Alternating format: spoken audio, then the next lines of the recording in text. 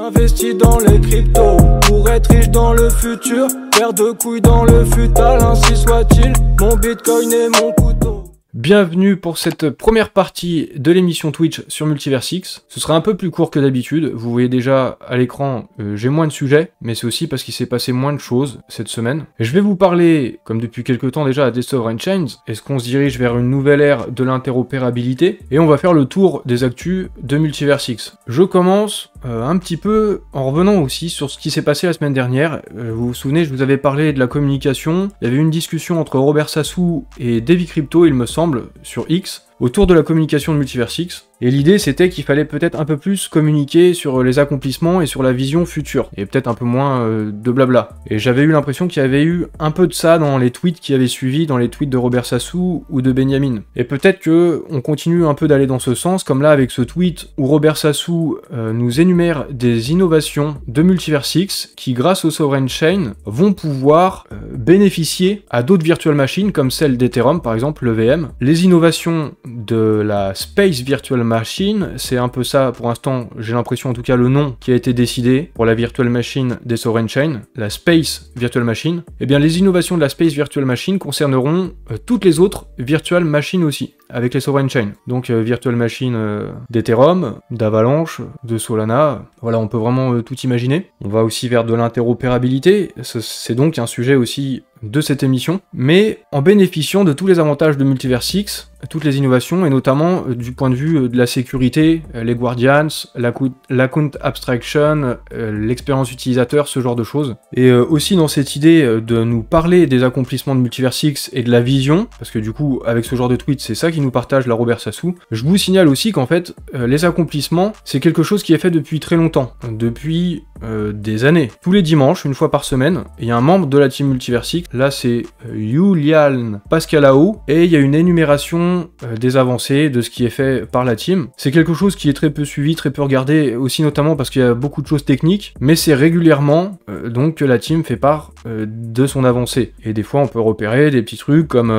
le fait que ça avance au niveau des Wallet Connect, ça pourrait être très bien pour se connecter avec Xportal sur plein de dApps. Et dans un autre tweet, Robert Sassou nous parle encore des Sovereign Chain et il nous parle du fait que ça devrait nous amener vers une nouvelle ère de l'interopérabilité. Il nous dit la nouvelle ère de l'interopérabilité est arrivée. Alors, elle va arriver, plutôt, avec les Sovereign Chains. Et il nous dit autre chose également, il nous parle de recherches supplémentaires qui sont menées sur la couche d'interopérabilité et davantage de réunions avec des partenaires d'autres écosystèmes pour construire cette interopérabilité. Donc là, il nous dit, effectivement, il y a des avancements, mais peut-être qu'il peut pas tout nous dire, tout nous annoncer d'un coup. Moi, je devine, il doit parler probablement d'Axelar. Déjà, la semaine dernière, je vous informais du fait que c'est du côté du mainnet d'Axelar qu'on est en attente d'un déploiement. Non, sur le DevNet peut-être, c'était je crois. Mais en tout cas, du côté de Multiversix, ils sont prêts. Ils attendent qu'ils soient prêts du côté d'Axelar pour avoir cette interopérabilité. Je sais pas, moi, si le 23 mai, ça pourrait concerner l'interopérabilité, peut-être, la démonstration des Sovereign Chain. Parce que je vous rappelle, il devrait y avoir une démo le 23 mai. Mais sinon, là,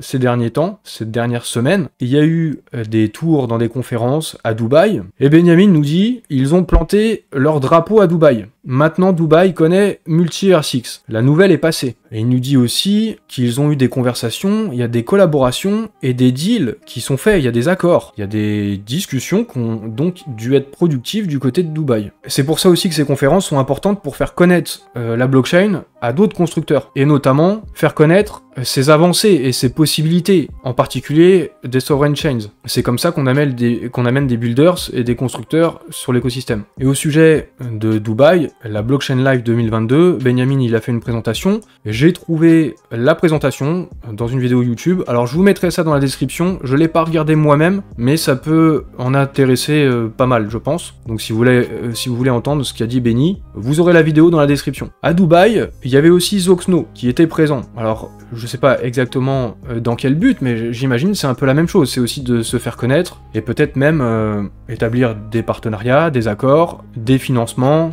des investisseurs, etc. Et au sujet de Zoxno, je me souviens qu'il y a le X Launchpad qui devait être prévu pour la fin avril, ou peut-être un peu plus tard. Maintenant, on y est, sur la fin du mois d'avril, donc je suppose le X-Launchpad de Zoxno, il est proche, il est même très proche, c'est peut-être une question de jours ou de semaines avant qu'on en apprenne plus sur le déroulé, sur les snapshots, sur les règles, sur le listing, sur ce qui va se passer quoi. Ça avait été un peu surprenant avec Tada, on a eu les informations un peu au dernier moment. Bon, peut-être que ça se reproduira encore de la même manière, mais peut-être que c'est pas plus mal. On a vu avec Tada, sur le coup, l'explosion du prix. Je sais pas si ça se reproduira, aucune idée. Mais en tout cas, il y a le token Zoxno qui devrait être lancé prochainement sur le X-Launchpad. Il y a aussi la V3 du X-Exchange. Ça se fait attendre. C'était prévu pour Q1, d'ailleurs même, je crois à la base. Q1 2024, on est déjà en Q2. Mais je pense que du coup, ça doit se rapprocher. Et je vous disais un peu plus tôt, j'oublie pas non plus une démonstration des Sovereign Chain prévue le 23 mai, ça aussi, ça devrait être intéressant, donc au mois de mai, il devrait se passer des choses. Autre chose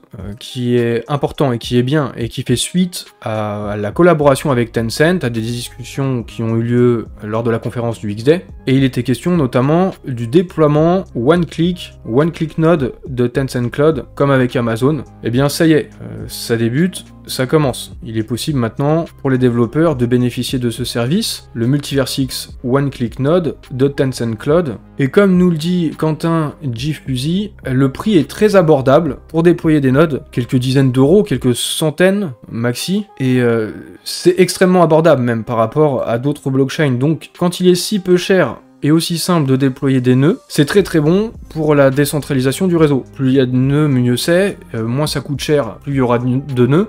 Voilà, pour prendre un exemple un peu caricatural, si ça coûte 1000 $ pour faire tourner un node, ou alors si ça coûte 1 $ pour faire tourner un node, c'est pas la même chose. Dans un cas, avec 1000 $, vous pouvez faire tourner qu'un seul node, et dans l'autre cas, toujours avec 1000 $, vous pouvez faire tourner 1000 nodes. Bon, évidemment, c'est un exemple un peu absurde et extrême, mais s'il y a 1000 nodes, c'est forcément mieux pour la décentralisation et pour la sécurité du réseau, et aussi pour son incensurabilité. Et Robert Sassou nous parle de ce sujet-là. Dans un monde où la censure se développe, il est indispensable de déployer la base d'applications sur un support résistant à la censure, évolutif et interopérable. C'est pour ça que c'est le sujet aussi un peu de cette vidéo, les Sovereign Chains, la nouvelle ère de l'interopérabilité, est-ce qu'elle est arrivée? À ce sujet, sur l'interopérabilité, j'ai tourné une vidéo qui va sortir en mai, et je vais vraiment vous parler de ce sujet, je vais développer cette idée, parce que je pense que c'est un narratif, le narratif le plus important pour l'écosystème crypto. Donc je vais développer ça avec des réflexions dans une vidéo prochainement au mois de mai. Ça devrait vous intéresser, je parle aussi de plein de projets, et pas seulement de Multiversix. Il y a eu la mise à jour Vega qui a été votée, elle a été validée à 94,45%, donc la mise à jour va pouvoir être déployée sur le mainnet,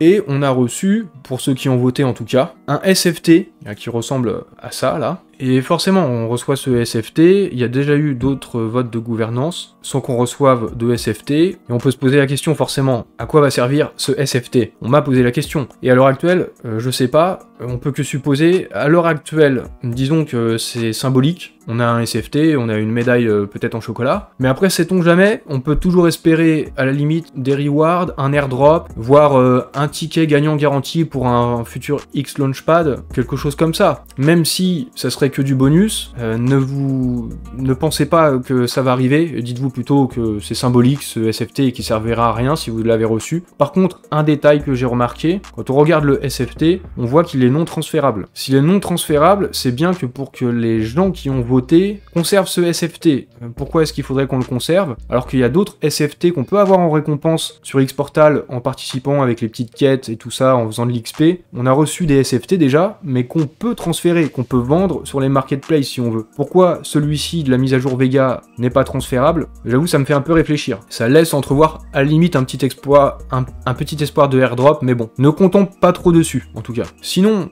il y a un métaverse institutionnel qui tourne sur Multiversix, grâce à Multiversix, et avec le gouvernement roumain. Alors, je vous avoue, c'est pas une nouvelle qui m'excite de ouf. Vous savez, c'est cette collection, ces collections de NFT, avec des NFT qui représentent le comité olympique, des athlètes de l'histoire olympique roumaine, ou aussi des collections de timbres et ce genre de choses. C'est pas le truc qui m'excite le plus. Mais ce que ça démontre en tout cas, même si c'est pas le plus ouf des métaverses, même si c'est pas le truc qui va nous ramener des utilisateurs ou de la TVL, ça démontre au moins la capacité de Multiversix à collaborer avec des gouvernements. Il y a aussi un autre avancement, il y en a beaucoup de ce type d'avancement qui sont faits pour les builders. Là c'est avec Beware Labs, c'est pour apporter un support aux constructeurs, notamment avec un accès gratuit aux solutions d'infrastructure de Blast API. Donc si vous êtes vous-même quelqu'un qui construit un projet, vous pouvez remplir ici le Typeform pour pouvoir bénéficier de ces aides-là. Ça vous aide à construire sur Multiversix, c'est fait pour qu'il y ait plus de builders. Et il y a beaucoup d'actions comme ça qui sont menées là depuis le début quand même de l'année 2024. Je vous recommande de passer par l'agrégateur d'HSwap si vous voulez faire vos swaps, acheter d'une crypto ou en vendre, parce que vous paierez nettement moins de frais que sur XEchange, notamment pour les tokens à faible liquidité. J'ai été assez surpris, vraiment.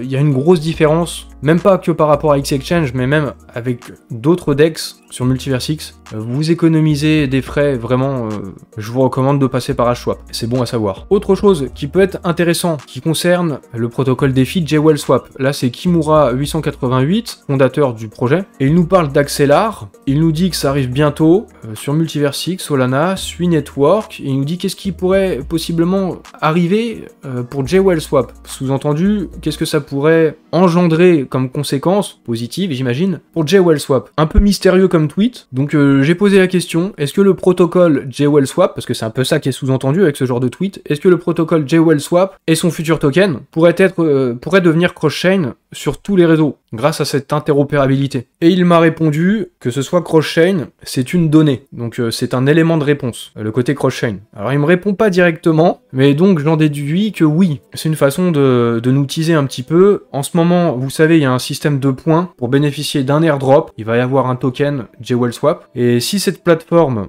sera bientôt effectivement disponible sur différents écosystèmes, là il était question de Solana, de Sui Network, et du coup le token aussi qui serait exposé à ces écosystèmes, à plus d'utilisateurs, ça peut être intéressant hein, du coup de farmer cet airdrop avec le système de points sur la plateforme JWellSwap. On verra. Autre nouvelle, le premier stablecoin natif de Multiversix est live sur le mainnet. Il s'agit de l'USDD de Demiurgos. On en avait déjà entendu un petit peu parler là sur le début de l'année, sur fin janvier, février. C'est pas le stablecoin natif que j'attends le plus. Je vous avoue, j'attends l'USH beaucoup plus que le stablecoin de Demiurgos. J'ai plus confiance, même si Demiurgos semble bien être un projet legit, mais il n'y a toujours pas eu d'audit, en tout cas à l'heure actuelle, c'est sûrement à venir, il n'y a pas eu d'audit encore sur le smart contract de ce stablecoin. Et je préfère jouer la sécurité. Après, chacun fait ce qu'il veut. Du coup, en début d'année, Benjamin nous avait parlé de 3 stablecoins. Là, on a donc le premier, celui de Demiurgos. On sait que le deuxième, c'est celui d'Atom Protocol, l'USH. Le troisième,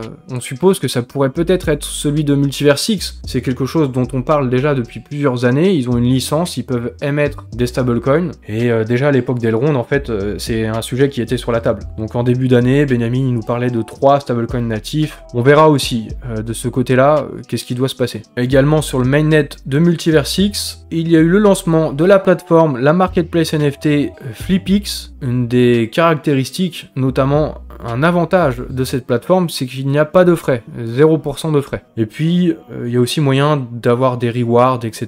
Du coup, je vous invite à jeter un coup d'œil si ça vous intéresse.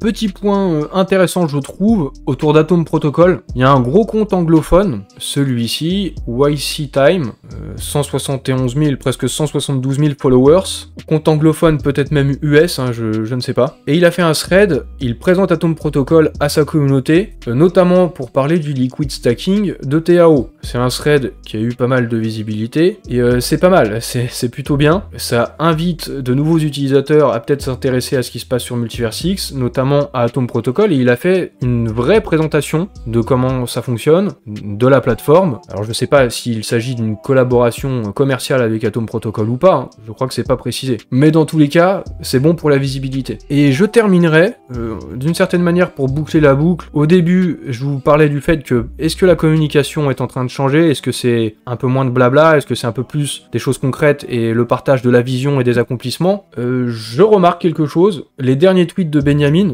ils sont assez simples et il y a des choses qui reviennent. Builders rock, another great piece for builders, builders, builders, builders. C'est des messages simples, hein, mais il y a un message qui revient surtout. Je sais pas si vous avez remarqué. Hein. Builders, more progress, more builders. Excusez-moi pour mon accent hein, au passage. Hein. J'essaie de vous faire comprendre le message avec ou sans accent. Better tools, more builders. Et encore un dernier. More builders, more projects, more progress. J'ai l'impression que c'est le message qu'il essaye de nous faire passer. En tout cas, more builders, more. En tout cas, tant que c'est pas dead, moi ça me va. On va dire que c'est le message de fin pour terminer cette émission sur Multiversix. Je vous invite à liker la vidéo si vous êtes sur YouTube, à vous abonner à la chaîne, à activer les notifications, etc., à partager, à commenter, et aussi à me suivre sur mes réseaux sociaux. Donc, pour ceux qui sont sur YouTube, je vous invite à regarder la deuxième partie, mardi, sur les cryptos en général.